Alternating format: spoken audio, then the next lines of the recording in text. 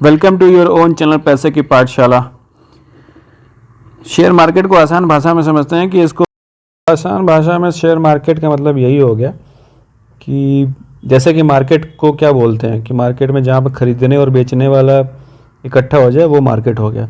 तो शेयर का मतलब क्या हो गया? शेयर मतलब होता है कि हिस्सेदारी। तो जब भी कोई कंपनी में हिस्सेदारी खरीदता है तो या फिर बेचता है तो उसको शेयर मार्केट बोलते हैं। बहुत ही आसान भाषा में समझ में आया, ठीक है। अब इसके दो ऑफिस हैं, एक तो दिल्ली में और दूसरा बॉम्बे में। दिल्ली वाले का नाम है NSE और बॉम्बे वाले का नाम है BSE, नेशनल स्टॉक एक्सचेंज और बॉम्बे स्टॉक एक्सचेंज, ठीक है।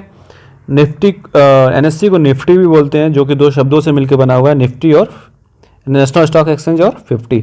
क्योंकि ये इसलिए ऐसा है क्योंकि सबसे पहले 50 कंपनियां जो है 50 कंपनी जो है यहाँ पे लिस्ट हुई थी, जो इंडिया की टॉप 50 कंपनी थी टर्नओवर के हिसाब से। टर्नओवर मतलब कि अपनी प्रॉफिट के हिसाब से समझ लो आप कि जो थी वो लिस्ट हुई थी निफ्टी पे, नेशनल स्टॉक एक्सचेंज पे, ठीक है। और BSE बॉम्बे में इसका ऑफिस हो गया, ठीक है।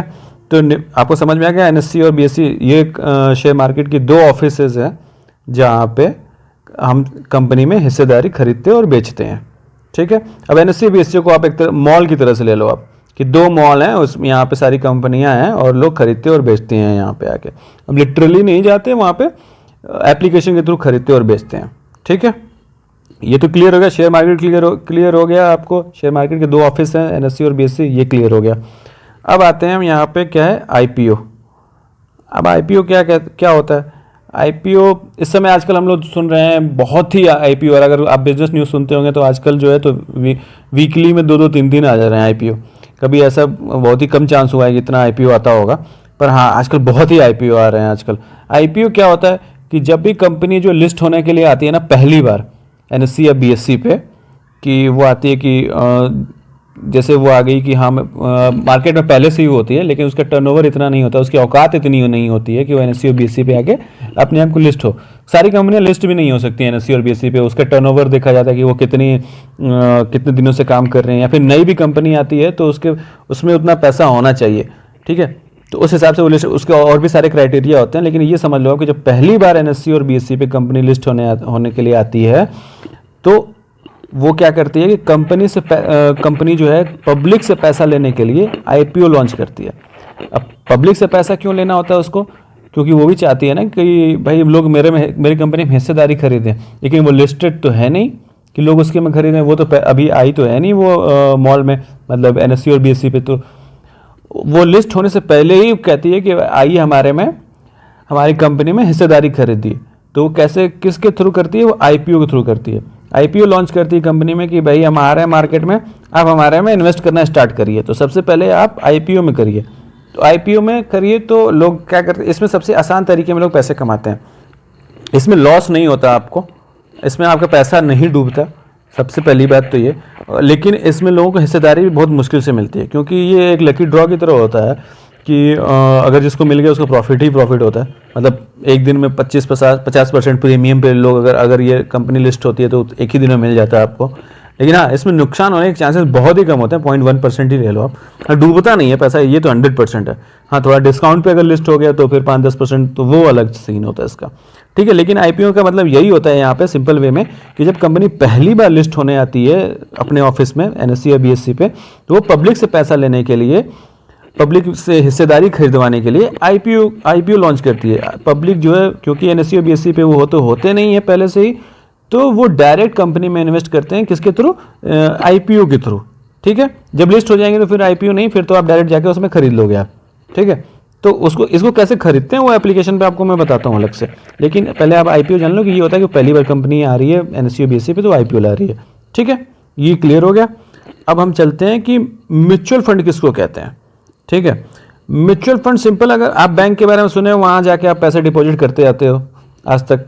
उसमें वो आपको ऑप्शन दे रहा है कि भाई FD में करेंगे तो आपको इतना % मिल जाएगा, RD में करेंगे तो आपको इतना % मिल जाएगा, आप हमारे यहाँ सेविंग अकाउंट खोलिए आपको इतना % मिलता है। तो ये सारी चीज़ें वो % के हिसाब से आपको बताते रहते हैं, आपको लुभाते हैं कि ठीक है इतना % इसमें मिलेगा। सेम वही है शेयर मार्केट में। म्यूचुअल फंड जो है बैंक की तरह होता है, वो आपसे पैसे लेता है और कंपनी में जाके हिस्सेदारी खरीदता है, ठीक है। वो उसका काम हो गया। वो क्या करता है वो छोड़ दो। आप ये समझो कि ये 3 टाइप से होते हैं और किसमें अच्छा रिटर्न मिलता है, ठीक है। क्योंकि म्यूचुअल फंड क्या करता है उसमें आप फंस जाओगे, जैसे कि आपको ये नहीं पता कि बैंक क्या क्या करता है, ठीक है। तो आप उसमें मत फंसो, आप बैंक आपको क्या रिटर्न देता है आप इसमें फंसो। आप सेम चीज़ होता है कि आप इसको जानो कि ये 3 टाइप से होते हैं, किसमें अच्छा रिटर्न मिलता है ये आप समझो। आप तो ये 3 टाइप से हो गए, कौन कौन से? Share, equity fund, debt fund और बैलेंस फंड। और चौथा होता है जो भी टैक्स भरते हैं उनके लिए होता है ये ELSS फंड। अब ये चारों के डिफरेंस, चारों के रेट ऑफ इंटरेस्ट मैं बताता हूँ, लेकिन अब समझ लो कि 4 टाइप्स के हो गए इन म्यूचुअल फंड। सबसे ज़्यादा रिटर्न आपको शेयर फंड में मिलता है, उसके बाद डेट फंड में मिलता है, उसके बैलेंस फंड में मिलता है। डेट फंड क्या होता है? पहले तो आप ये समझो कि शेयर फंड क्या होता है। शेयर फंड में कंपनी का, जैसे शेयर मार्केट बताया ना, वहाँ पे आपको हिस्सेदारी तो म्यूचुअल फंड जाके खरीदती है हिस्सेदारी, आपको नहीं डायरेक्ट खरीदना होता है, ठीक है। वो आप अगर ये बैंक के थ्रू हो गया ना, बैंक भी बहुत सारे काम करती है, वैसे ही आप यहाँ पे म्यूचुअल फंड जो है बैंक की तरह होता है। तो शेयर फंड में अच्छे रिटर्न मिलते हैं क्योंकि भाई वो रिस्क यहाँ पे कम हो जाता है। डेट फंड में म्यूचुअल फंड जो है उधार देती है कंपनियों को उधार जाके देती है कि भाई जो है लो और मुझे फिक्स्ड रेट ऑफ इंटरेस्ट देना। तो वहाँ पे भी आप इन्वेस्ट कर सकते हो और आपको भी फिक्स्ड रेट ऑफ इंटरेस्ट आपको मिलेगा। वही हो गया बैलेंस फंड, दोनों का मिक्स हो गया, इक्विटी और डेट का। तो यहाँ पे जो है आपको डेट से ज़्यादा और इक्विटी से कम रेट ऑफ इंटरेस्ट मिलता है। और अच्छा, DEBT को डेट पढ़ते हैं, डेप्ट नहीं पढ़ेंगे, ठीक है। ये मैं डेट बोल रहा हूँ तो आपको लग रहा है अगर ये क्या बोल रहा है डेट, ठीक है। तो ये समझ में आ जाएगा आपको। अब ELSS फंड क्या होता है ये भी बताया ना कि जो भी टैक्स बचाने वाले लोग होते हैं ना, वो यहाँ पे 1.5 लाख बचा सकते हैं और उनको अच्छा रिटर्न भी मिल जाएगा, 20 से 25% तक आराम से मिल जाता है। इसमें 3 साल में 20-25% और 1.5 लाख का बचाना हो तो बहुत ही अच्छा रिटर्न मिलता है। लोग पता नहीं क्या कहाँ इन्वेस्ट करके बचाने की कोशिश करते हैं, फंड में इन्वेस्ट करते हैं। तो यहाँ पर क्लिक किया आपने आके, ठीक है।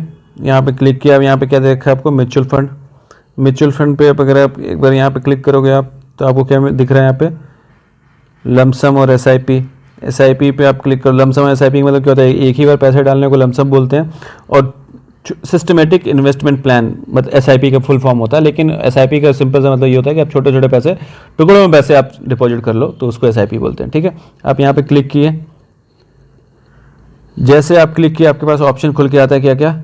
इक्विटी स्कीम, फिर एक बार आप स्लाइड करोगे आप डेट स्कीम्स, फिर बैलेंस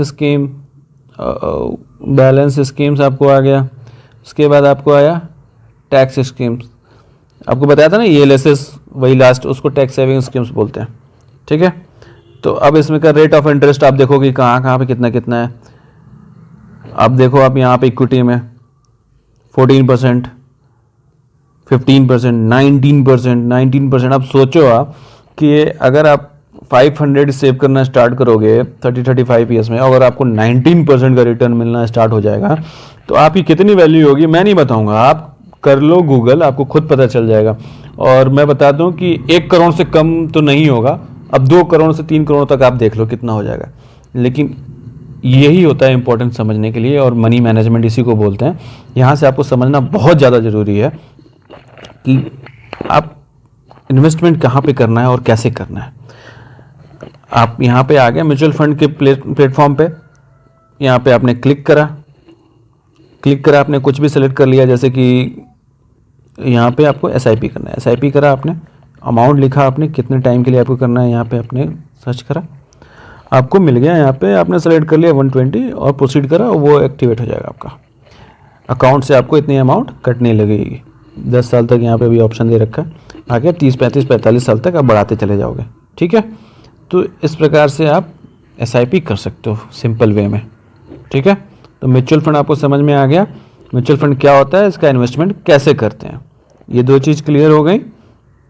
अब हम अगले टॉपिक पे चलेंगे कि हम IPO में कैसे इन्वेस्टमेंट करें, ठीक है। तो हम यहाँ पे फिर से क्लिक करेंगे, एक बार क्लिक करा हमने, हमारे पास यहाँ पे क्या क्या दिखने लगा? म्यूचुअल फंड दिखने लगा। म्यूचुअल फंड के बाद जो है हमें क्या दिख रहा है यहाँ पे? इन्वेस्टमेंट अपॉर्चुनिटी दिखा है यहाँ पे, इन्वेस्टमेंट अपॉर्चुनिटी। यहाँ पे हमने क्लिक किया, क्या क्या आ रहा है? IPO, FPO, OFS ठीक है।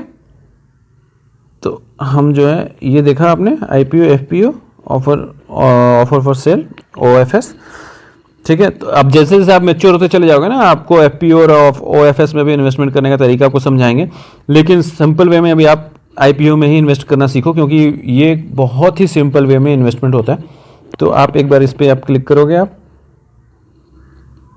अब इस समय देखो आप कौन कौन सा चल रहा है, मेले लगा हुआ है IPO का। क्राफ्ट्समैन ये शायद क्लोज हो गया, विल ओपन 15th, ये अभी 15th मंडे से स्टार्ट होगा क्राफ्ट्समैन ऑटोमेशन का। फिर लक्ष्मी ऑर्गेनिक का भी 15 से स्टार्ट हो जाएगा। अभी चल कौन सा रहा है, अनुपमा। तो इनमें इन्वेस्टमेंट कैसे करना है, यहाँ पे आप आए, देखो आप अप्लाई का पहले से दे रखा है, ठीक है। अब यहाँ पे लिस्टिंग गेन्स पहले दे रखा है, यहाँ पे लिस्टिंग गेन मतलब यहाँ पे देखिए हाई दे रखा है, अच्छा रिटर्न मिल सकता है। कितना भर चुका है, तो 1.9 मतलब इतना गुना भर चुका है, समझ रहे हो आप। इन्वेस्टमेंट आप कितना कर सकते हो, कम से कम 14,000 रुपये, 14,931 रुपये, और सबसे ज़्यादा से ज़्यादा 1,94,000।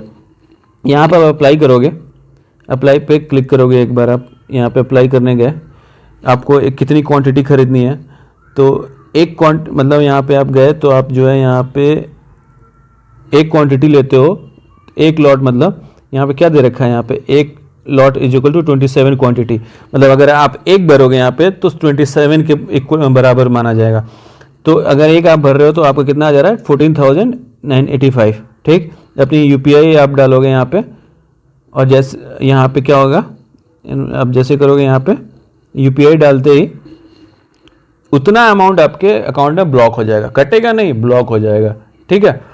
अब 3 दिन 4 दिन के बाद जब ये लिस्ट होने वाला होगा, इसकी डेट यही होगी, अगले हफ्ते में लिस्ट हो रहा होगा, तो अगर आपको इसमें हिस्सेदारी नहीं मिलती है तो ये सेम पैसा आपके भाई अकाउंट में मतलब अनब्लॉक हो जाएगा, ब्लॉक हुआ रहेगा और अनब्लॉक हो जाएगा।